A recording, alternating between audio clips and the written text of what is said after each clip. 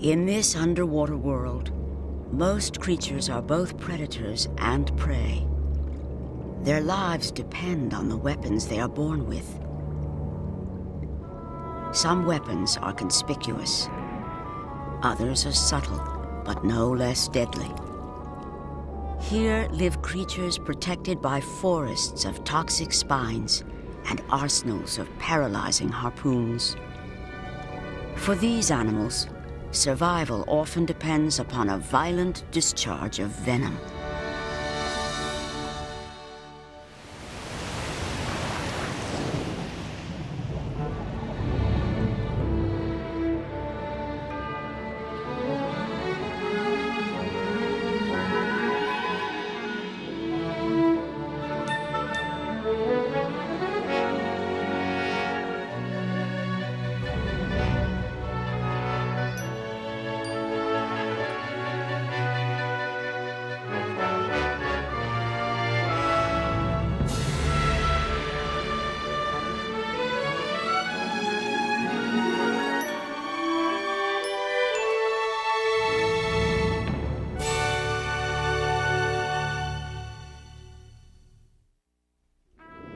To survive here, most creatures must feed on others and at the same time avoid becoming prey themselves. To confuse predators, some animals travel in dense schools. Others are protected by heavy suits of armor. Some rely on size, power, and deadly fangs. But this is the story of creatures who carry weapons that are exquisitely subtle, and yet no less effective than the razor-sharp teeth of the shark. These are the creatures armed with venom.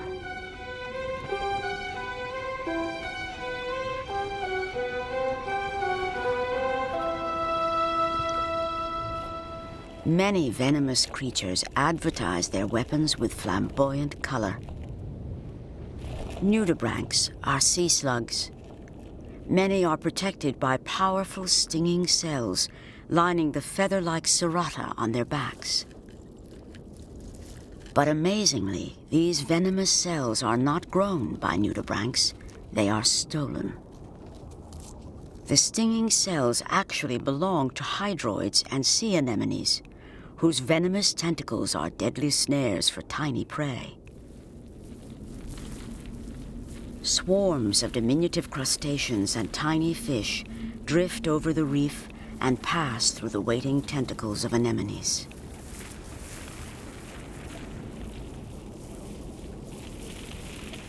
Contact with the tentacles causes venom-laden harpoons, called pneumatocysts, to fire, paralyzing or killing the prey before the anemone draws the tiny meal down into its mouth.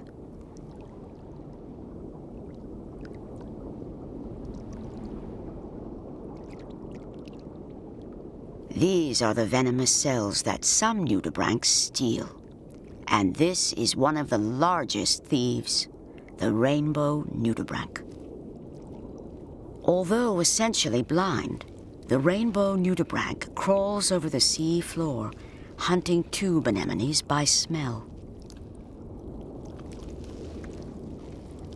If startled, the anemone is quick to withdraw into the safety of its tube, so the nudibranch must approach delicately.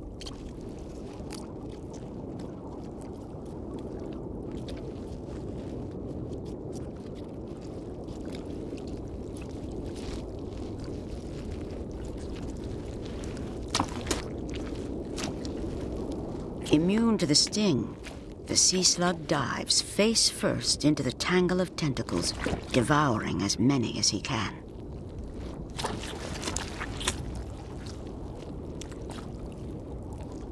The rainbow nudibranch has harvested a meal. He's also bolstered his defenses. The anemone's stinging cells will not be destroyed. Instead, they will be passed undigested through the nudibranch's gut and transferred to their new defensive post in the serrata on his back. Many nudibranchs steal their stinging cells. It's an excellent defense strategy, but it's not perfect. This is Navanax, a sea slug with an appetite for nudibranchs.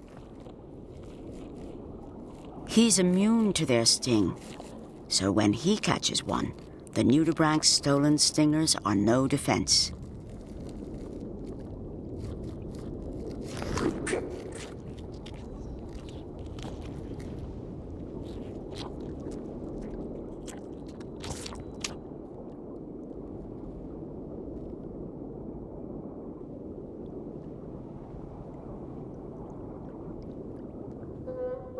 Other animals use anemone venom for defense in less subtle ways. Anemone fish simply make their homes within a forest of stinging tentacles. Their bodies secrete a mucus that protects them from the anemone's arsenal of venomous harpoons. Here, another animal uses anemones for protection. The anemone hermit crab cultivates a garden of stinging anemones on his borrowed shell. But hermits eventually outgrow their shells. And for this crab, it's time for a change.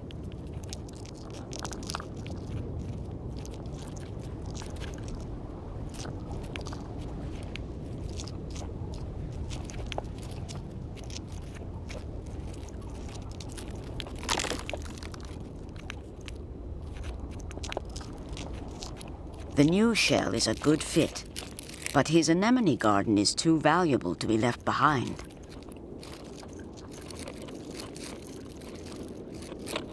The anemones are an excellent protection against the crab's deadliest enemy, the octopus. So they too must move.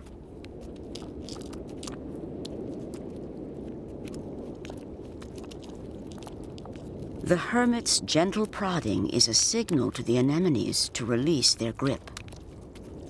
The anemones don't want to be left behind. They benefit from being transported to good feeding grounds by the crab, so they submit to relocation willingly.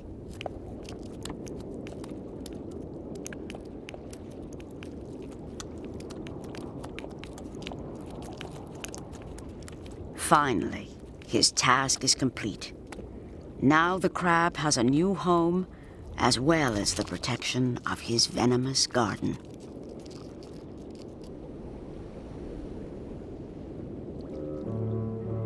A close relative to sea anemones is drifting over the reef. Jellyfish are essentially self-propelled anemones who drag their venomous tentacles in tow. At times, converging currents gather moon jellyfish together by the millions, creating pulsating clouds of translucent jewels.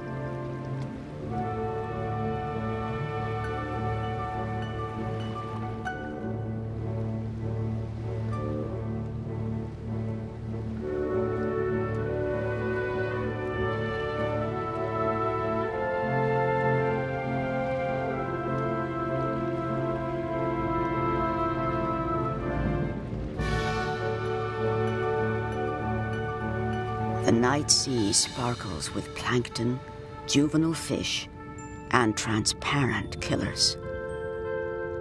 This 10-inch predator packs a sting of incredible intensity. It's a sea wasp. Contact with some species can cause agonizing death in a full-grown man. Any creature that touches the wasp's stinging tentacles is almost instantly killed. Then it is pulled into the body of the wasp and slowly digested.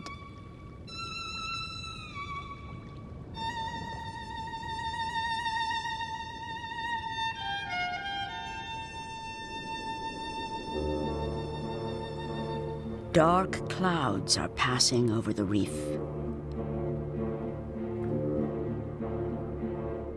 But this is no meteorological phenomenon.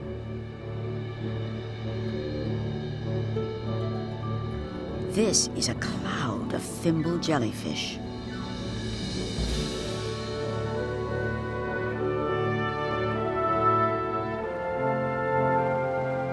Thimble jellies travel together in massive swarms. Without eyes to see or a brain to think, just how they stay together is unknown. But they manage nonetheless.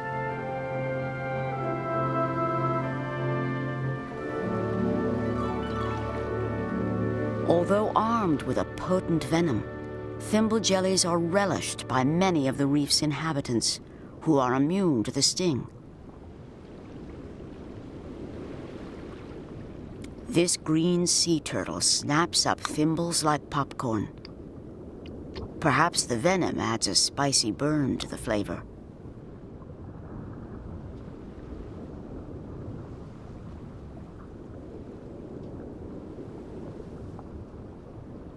As the swarm approaches the reef, other animals move out to sample the exotic meal.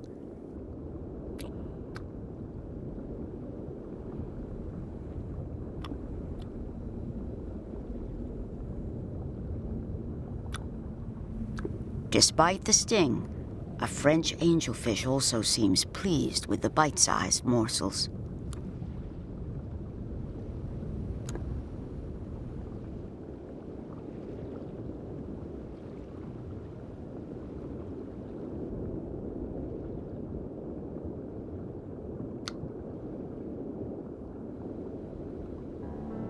A mysterious monster is rising from the depths. Its pulsating bell is over 2 feet in diameter. A squadron of these giant jellyfish has risen from the abyss. They are a new species, completely unknown to science. And riding among venomous folds are other strange visitors from far away.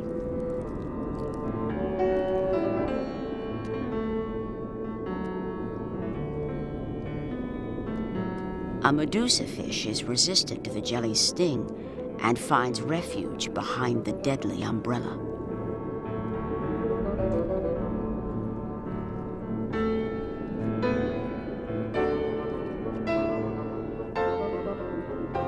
A weird crab clings to the bell of one giant.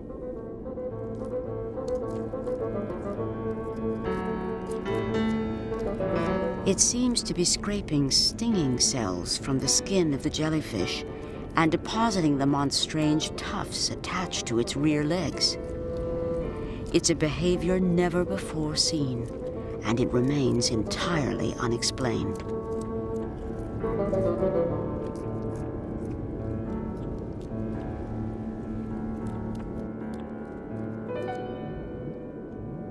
These creatures are unintentional visitors to shallow waters, and many will die along these rocky shores. As they pass over the reef, bright orange Garibaldi and other reef fish ascend to sample a culinary novelty.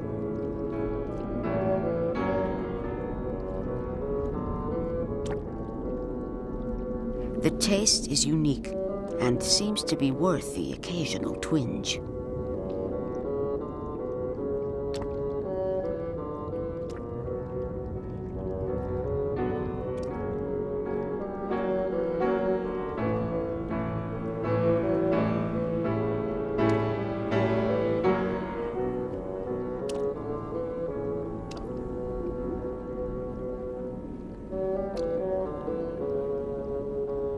Concealed beneath this sand lies one of the most venomous creatures on Earth. And here is its prey, a redhead goby.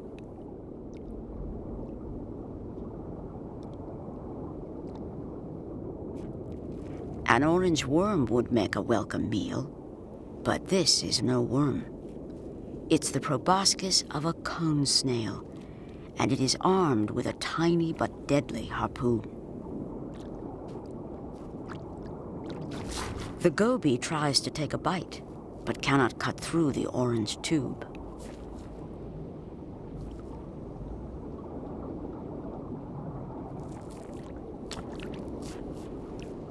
Finally, the goby gives up. But turning your back on a cone snail is a deadly mistake. A touch from the proboscis can inflict paralysis and death. Now, the cone snail fires its harpoon, and the goby is instantly paralyzed. Slowly, the paralyzed fish is engulfed and drawn toward the stomach of the mollusk. It is a meal that will satisfy the snail's appetite for several weeks.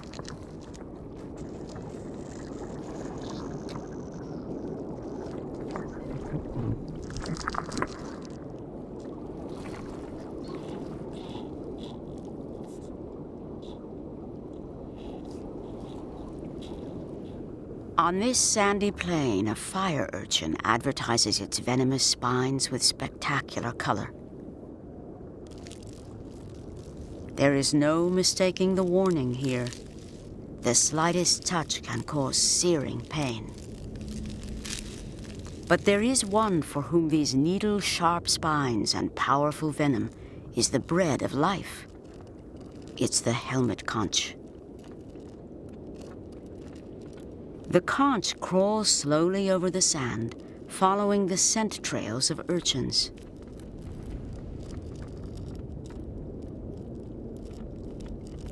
The helmet must approach carefully.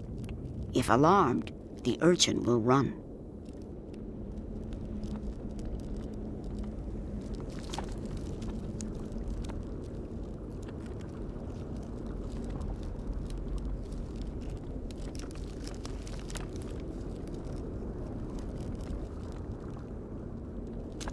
The helmet's strategy is to pin the urchin beneath its heavy shell long enough to kill it. Venomous spines puncture the mollusk's skin, but the conch is immune to the sting.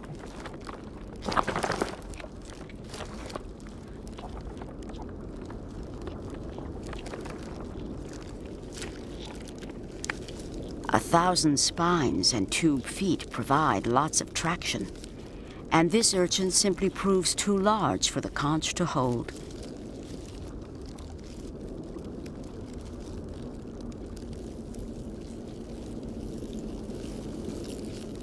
The fire urchin runs away in full gallop, leaving the helmet no chance for pursuit.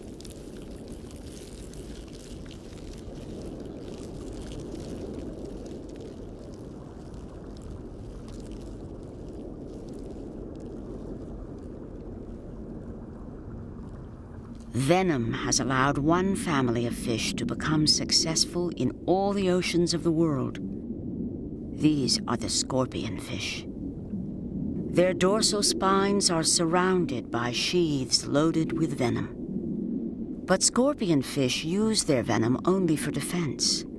Their most powerful offensive weapon is camouflage.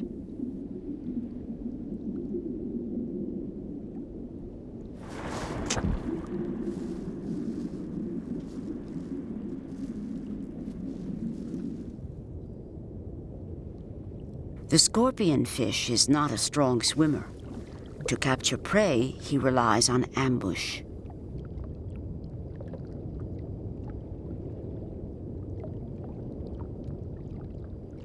For defense, he has supreme confidence in his quiver of deadly spines. But there are other hunters here whose weapons are equally formidable.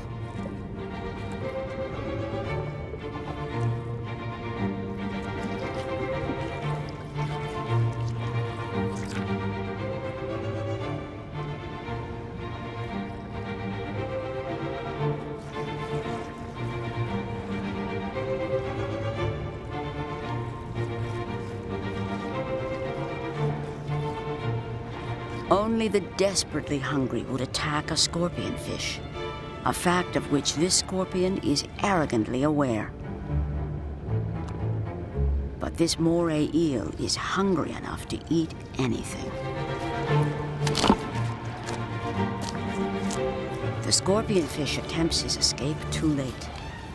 Now, his only defense is to erect his row of dorsal spines.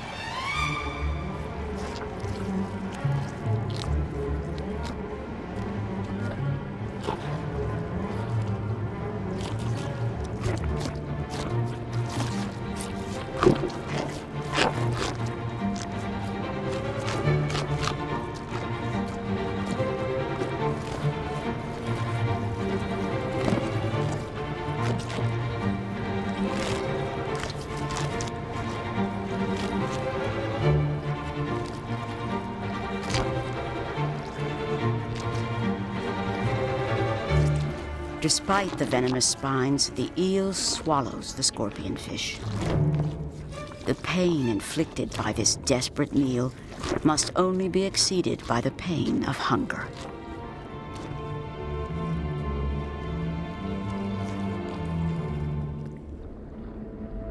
There are dozens of varieties of scorpionfish. Each is well camouflaged for the part of the ocean in which it lives. For some, their camouflage is so perfect they can only be seen if they move.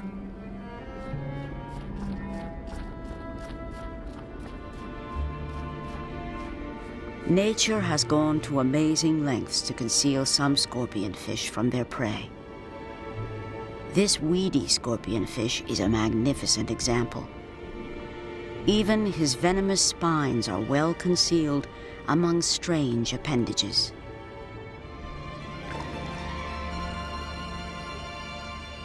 This is perhaps the strangest of scorpionfish. It's called the demon stinger. Everything about this fish is simply weird. Even the way he moves is odd. Instead of swimming, he drags himself across the bottom with modified hook-like fins.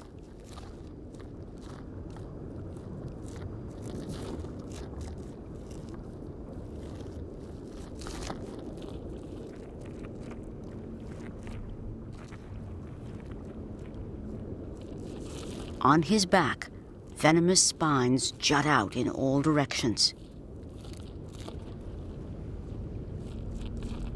The demon is only conspicuous as long as he moves. When he stops, he easily makes himself invisible to predators and prey.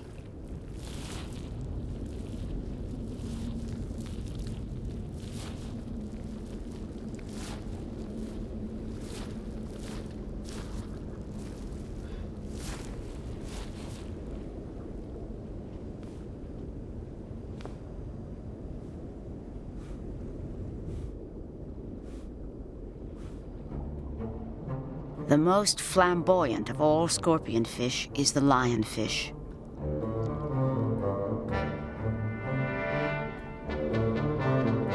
He carries his venomous spines like banners of intimidation for all to see.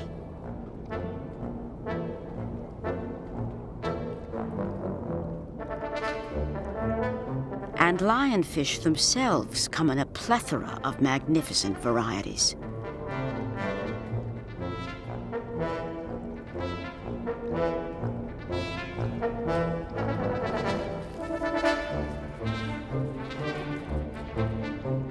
Their spectacular colors serve notice that they are well defended.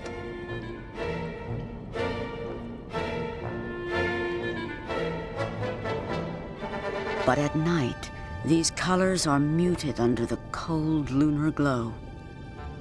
When the moon is bright, lionfish become nocturnal hunters. Small fish passing the night sleeping next to the reef are prey for the predator.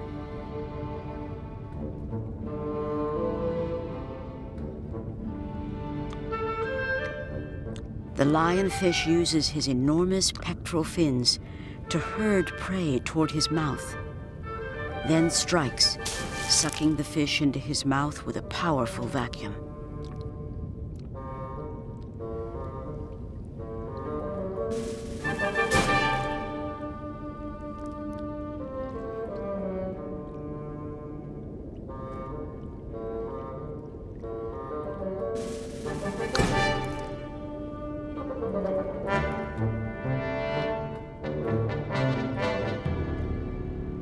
The lionfish strike is so fast that it can only be appreciated in slow motion.